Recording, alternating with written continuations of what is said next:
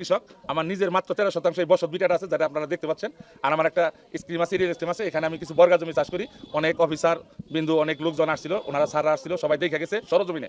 এবং আরও ইনভেস্টিগেশন চলছে, ভূমি অফিস আছে, সব জায়গায় দেখতেছে। এটা নিয়ে আমি কোনো বিচলিত না, কারণ যেটা সত্য সেটা আমি সবার সামনে বলছি। এতে যদি আমার কোনো অপরাধ হয়ে থাকে তাহলে আমি অপরাধী। কন্টেন্ট ক্রিয়েট এটা তো শখের বসে সবাই করে, যে কৃষি কাজের পাশাপাশি করে, ওই হিসাবে আমি করি। প্রতিদিন যে কাজগুলো করি, কেউ এখানে মাছ মারতেছে, ভিডিওটা তুলে দিলাম। একটা বাচ্চা খেলা করতেছে, ওইটা তুলে দিলাম।